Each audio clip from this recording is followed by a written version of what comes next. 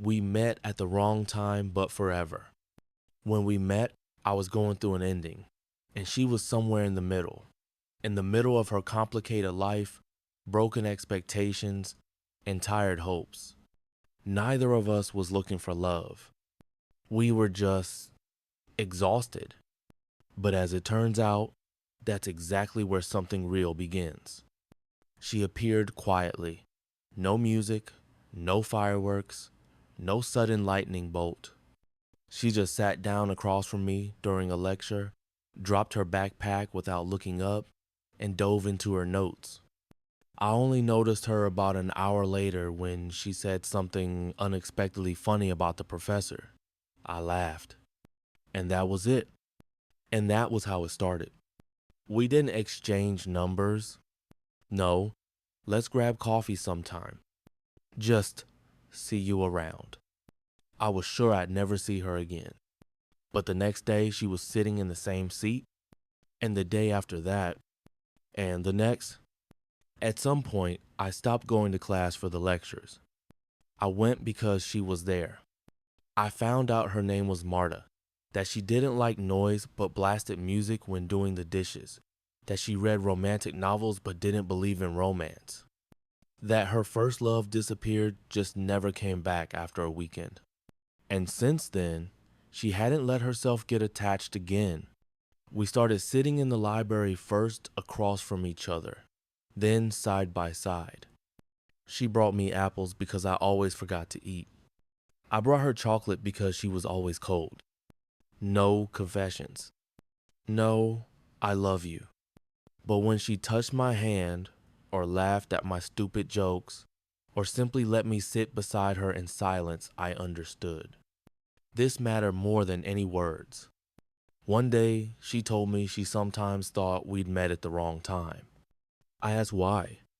She said, because I'm not ready yet, and maybe you aren't either. That was our beginning and our ending at the same time. Like a door opened, but neither of us dared to walk through it. We didn't talk about the big things. Everything just continued for months. Meetups, coffee, glances, quiet touches. But neither of us crossed the line, the one that leaves no way back. And then she disappeared. She just stopped showing up. No texts, no replies. I didn't know what had happened. I looked for her in lecture halls, messaged her friends, made up excuses to bump into her, nothing. She was gone, as if she'd never existed. It wasn't until a month and a half later that I saw her again.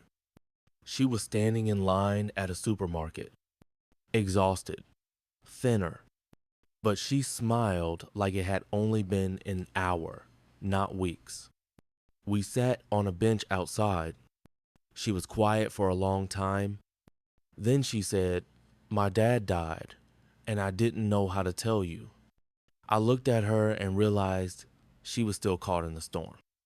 And that now wasn't the time for questions. So I just held her, said nothing, and stayed. That was the first I'm staying. Not spoken, but deeply heard. We started seeing each other again, slowly, like two people learning how to trust all over again. I stopped joking so much.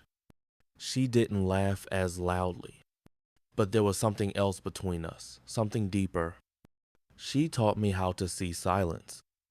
I taught her how to love the world again. And a year later, when we both could finally breathe freely, I got down on one knee. It was raining, no ring, no plan. I just said, "I don't know if this is the right time, but I know you're mine. Will you be mine always?" She smiled, just like that first day in the lecture hall, and said, "Always." We met at the wrong time, but maybe it was the exact time we both needed to learn how to live again. Marta still doesn't believe in romance, but she wears a ring with the word timing engraved inside. And I still drink cold coffee every morning because she always finishes hers and mine.